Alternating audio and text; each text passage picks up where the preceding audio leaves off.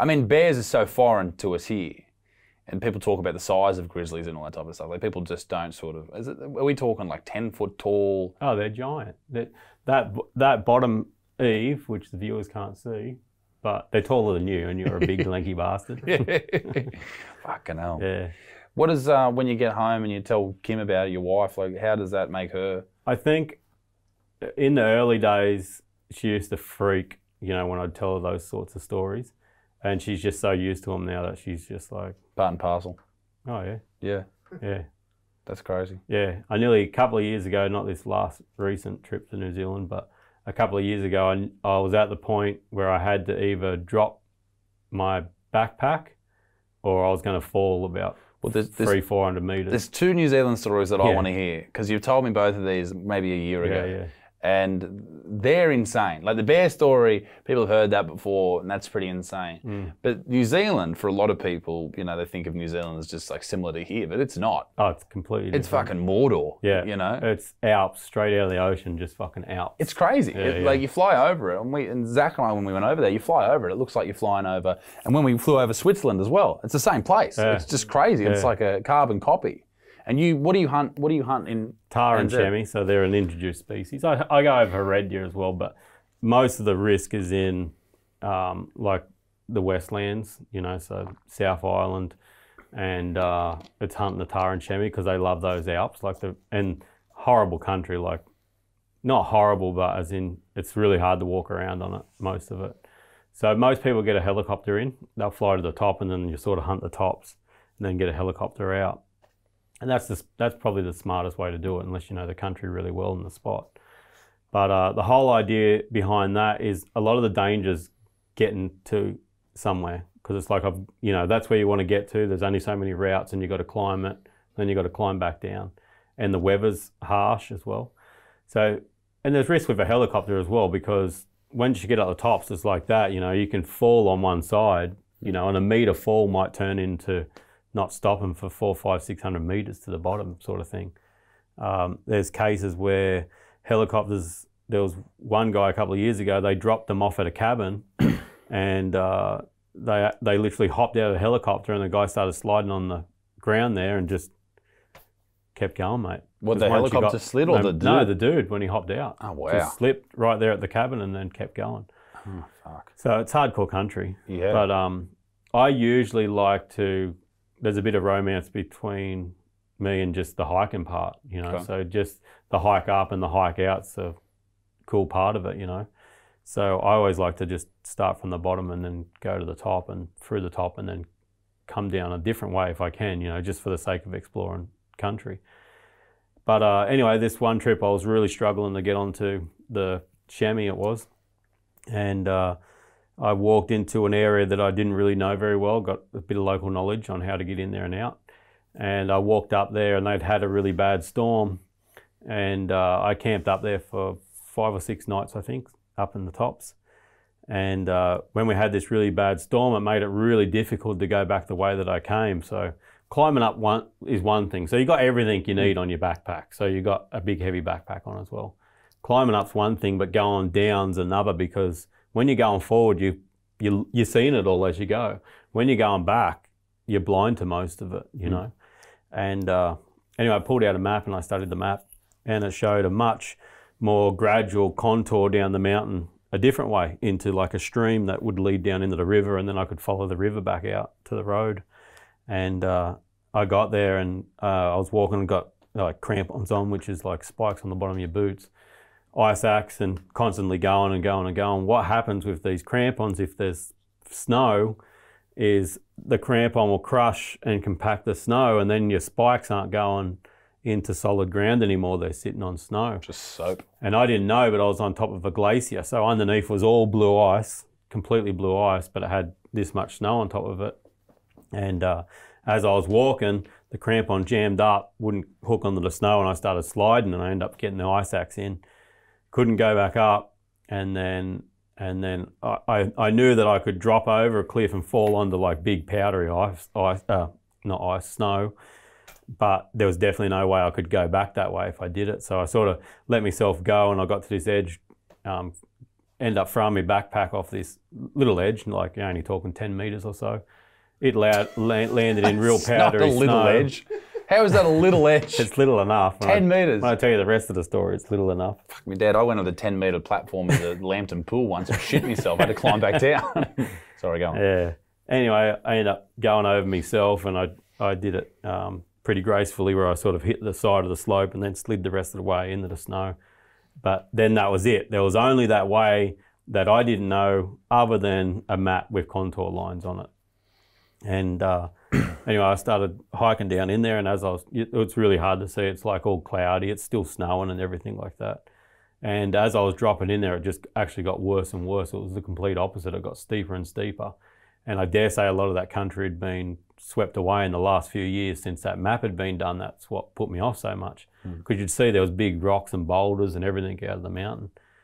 And I ended up getting to a point, and I come around the corner, and as I got around the corner, it was like heaps worse. Like the whole side had fallen out, and it had literally fallen out that it was like a 300-metre drop straight underneath me. So and the glacier, is this just in the middle of a glacier, or is this a cliff edge? This is a cliff edge. So the glacier runs back like that way and slopes around, and that's the bit that I slid down, and I dropped into a ravine. Yep. Then I followed that ravine down, which is supposed to go on a more contour ground, and it didn't. It was horrible, and it was really loose underfoot at that point. So you had all snow and frozen bits, but it was also really loose and falling away. And anyway, I had the ice axe jammed in, and where this frozen ice was coming out of the face of the mountain, you had to really kick in there to get your crampon to kick in, you know. And I was kicking in, and as I was kicking in, the crampon come off my boot. So I only had this crampon in here, and this hand here, and this foot kept slipping. And the crampon slid down, and it sat on a little bush. Like there's this little bush frozen out of the side of the hill where it goes down like that. And it caught on there, and it was really bad, like because that ice axe that's strapped around your wrist like that, and that's nearly, in the end, that's all that was holding. If that let go, I was gone. I was done, you know. And then just really quickly, I had to think that I need to lose weight real fast. And like I said, everything's in your backpack. All your survival gear, your hunting equipment, tents, sleeping, like your shelter, everything's in that backpack. And I had to take this strap off. I couldn't just let the pack go because it's over this shoulder as well, like that. So I had to take this shoulder strap off, and I pulled myself back up for a brief second. I put my hand through that loop, grabbed back onto the axe, and then I dropped this side off. And it was silly because everything's so white when it's frozen. It's really hard to, is that 300 metres down there, or is it just 60 metres? Is it a slope, you know? And then I kept thinking, my pack might be right, because my bow and everything's strapped to the pack. Because I wouldn't mind still hunting on my way out, you know? It's a silly thought at the time, but I was trying to ease the situation, I guess. I was like, oh, I hope I don't break my bow, because I want to keep hunting. And anyway, I dropped it off like that, and I leant over, and I just remember seeing the pack. It dropped off my pack, it hit the first bit, hit that slope beside where the crampon is, and just went and shot off. And then I was just waiting, and then I heard it hit down the bottom. I'm like, holy fuck, that's a long way down. But straight away there was this massive relief, like I just dropped 30 kilos or 15 kilos or something. And so anyway, I ended up pulling on the ice axe. I re-kicked that foot, drove the ice axe in again a little bit lower, and got to a spot where it was a little bit benchy, where the pack had slidden off like that. And this ice axe has a telescopic handle on it, you know, so you can use it as a walking stick as well. The bottom telescopes out. So I telescoped it all the way out and turned it, and I was reaching out, and like, can't remember which hand it was. It would have been this hand, because I still had the ice axe like that. I was reaching out trying to grab that crampon that was sitting on that bush, and like it fucking wouldn't make it. I always say to everyone, it was like a real shit made Hollywood movie, because it was like, it was missing it by that much, you know. I was like, give me a fucking break, you know. And I brought it back, and I turned it all the way out past the stop point, and I just caught it on the last bit of the grommet, and I hooked it. Had to climb up a little bit more and chisel a bench out. So, because to put crampons on, you need to sit down. Yeah. So I chiseled a bench out with the axe, sat down, put the crampon on, and then I seriously went 10 more meters, and the fucking went like that. It was inverted backwards like that. So the mountain didn't go like that, went like that for this section. There was all these big ice crystals over it where I had to try and pass through. And I got to a point, and it's like full nerve-wracking and everything. I had binoculars on, and I took them off. I just fucking threw them down the mountain. There was no way I was getting past with binos on. I just wanted to lose every bit of weight that I could. Like my camera went with a backpack. Everything went with that backpack, yeah. And all I had was GPS, like an EPIRB thing on me for hit it if in emergency. And I'd already tried to contact a buddy over there, Tom Jones, to see if I could get a helicopter in to get me out because the situation was so bad and they couldn't fly in those conditions. And yeah, so anyway, I ended up taking it on, and there was 2 like rock chutes past that part of the mountain that inverted. And one rock chute shot off and probably would have threw me 150, 200 meters down the mountain off the cliff. The other one shot me back into the next cliff face that was there. And I had to make this jump, and I'm like, if I fall in the first one, I'm done. If I make it to the second one, as long as I don't hit my head on the way down, I'll just break arms and legs, hopefully not my back. And that made me feel comfortable. That's how shit the situation was. I was like, I'll just have broken bones, it'll be fucking sweet. Or I could get to about the middle and then hop again, like do one hop and then the next hop. And fucking it took everything to let go of that. Like it took everything to let go and just say, fucking do it, you know? And I've only been in that situation like 2 or 3 times when it's truly like every part of your body's like, don't do it, cunt. Do not do this. And then you're just like, nah, fuck it, I'm doing it. And I did it and I made the fucking jump and I was like, fuck. So good. So that point was gradual. Then I could climb down between all these rocks. Anyway, I got down to this creek that from the top looked like it was doing that. The fucking creek was like that as well. It was fucked. It was a nightmare the whole day. Did you psych yourself up to do that jump, or was it just like a thing, okay, let's go? No, psych yourself up. Yeah. Yeah. Plan it, run through your head. It's weirder than that. It's like you got 2 personalities. That's what it's like. Yeah. And it's like you're 2 people, and one of the people that you are is like, nah, we're not doing this. And the other person's like, come on, let's have a crack. You know, and it's like, I don't know, this last time I did it as well, it was even harder. But yeah, anyway. So anyway, I get there. The first thing I found is my binoculars. They're in 1,000 pieces. Like, fucking, I didn't give a shit anyway. And then I searched up and down to find my backpack. And because that creek actually was more like a fucking waterfall on a slope, the pack wasn't underneath where I dropped it anymore. So I was straight underneath where I originally was, and I was looking back up and I was like, holy fuck.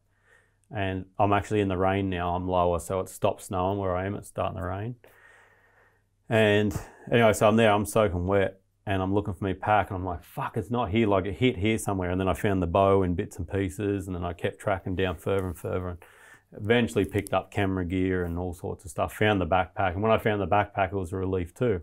Because like, okay, I've got first aid kit in here, I've got a shelter in here, and I've got something to keep me warm, the sleeping bag. So I sort of piled the backpack together as best as I could, strapped it up, and hiked out of there. And so I started at like 9 in the mornings when I first dropped off. So I got up in the morning in dark, packed up camp, started hiking out. 9 o'clock in the mornings when I dropped off, and it's now past midday. Anyway, it's raining and this creek's getting, you know, more and more water flowing down it, and I'm getting wetter and wetter. And you'd come to these spots where it would just drop off. It would literally just be a 10, 15, 20 meter drop off. And there was fucking no way to go around it, because how that ravine was, where this creek and this flow was, this vertical river, if you want to call it that, horizontal river, is the sides are like this. So you can't go out of it, you know, or you could, but there's great danger in just trying to climb out of it and go around somewhere. So there was one section where it all washed out, and there was like a decent tree, and I ended up like getting that like it was actually the trunk of the tree about that round. I ended up getting that and dragging it down and feeding it over like to where beside this waterfall was. And I ended up climbing down that to the bottom step. And then I'd go a couple of 100 meters and it would just be around rocks, still rough, like you're slipping and it's hard. Then you'd just hear the water raging again, you know, and you'd walk to the edge, fucking another waterfall. And one of them I managed to like squeeze down between rocks and get down there. And then when it got really bad down the end was when the cliff face was sort of stopped on the sides, and it was just all thick bush. They call it monkey scrub. It's nearly impenetrable. Like it's like horrible. Like you get frustrated with it big time because you start getting caught up in it, and it's a fight to go through there. Anyway, long story short, End up fighting my way through all that. Finally got down to where the river was, and the river's, because it's raining, the river is just fucking raging, like look like chocolate milk coming down the mountain, you know, it's just streaming down. And anyway, I was on the side of the river and I was like, thank fuck for that. Like, yeah, like it was a little bit like I'm alive, you know, like sick. And I'm walking down the river, and when the river bends like this, it bends into the side of the mountain, and it's like I was stuck again. Like I had to fucking cross the river. There was no other way around it. And I already knew, I've done some crazy river crossings in my time. I already knew that I would cross here, but I'd come out the other side fucking 200 meters down, you know, because it was raging. That's how fast it's going. That's going that fast, you know. And I'm already ready to take the backpack off, because the backpack starts filling up with water and getting heavy, you're fucked. Anyway, I fucking jumped in, started like you're kicking and paddling as best you can to the other side, fucking hitting rocks, bopping all the way across. Get to the other side, you're like a fucking drowned dog coming out of the water, you know. Get to the other side, walk a couple of Ks down there, river bends into the mountain again. Fucking back in, I end up doing it 3 times. I had to bob across the river 3 times. And the further you go down, the worse it's getting, because you got all these side creeks running into it. And anyway, I get right down there, and if you've ever been to the South Island of New Zealand, especially on the west coast, the bridges are like just wide enough for a car. Like if you actually hop out where those bridges are, you'll find side view mirrors of people's cars smashed off on the side of the bridge everywhere where they hit the bridge. And the bridge is like 200 meters long, and I'm like, I didn't come all this fucking way to get hit crossing this bridge in, because it's nighttime now, in the dark by a fucking tourist. And I jumped in the river again, fucking paddled over, got to the other side, got to the car. I was just fucked when I was in a hire car, and I stripped down. I just had my undies on, and that was it. And I fucking hopped in this hire car, and I was like, fucking hell. Got out of the servo with my knickers on. I didn't give a fuck. I didn't give a fuck. Fucking hell. But it's the best when something. It's to say now it's the best. And even immediately after it happened, it was the best. For something to wear you down, you know, wear you down as hard as it fucking can, and then you come out the other side. Because once you're in that car, it's just back to normal life. Just back to normal life. Put the heater on. I told Kim, I rang up Kim. Like, hey, how are you, What about babe? my day? What are you doing? And she probably started off with something fucking about the kids, I don't know. But she's like, where are you? And I'm like, I just come out of the mountains. I had to drop my pack. I was in a real bad situation. She's like, oh, well, yeah, okay, cool. But I started talking about something else. Talk about Netflix. And then I told the story to someone else, and she's like, what? I'm like, yeah, I fucking told you. I had to drop my pack on the side of the mountain. It was it or me. And I still believe that's the bit that saved me life. Otherwise, I was done then. So when you go through that moment, obviously you have to drop the pack. Too much weight on the hand, you can't hold it, right? Yeah.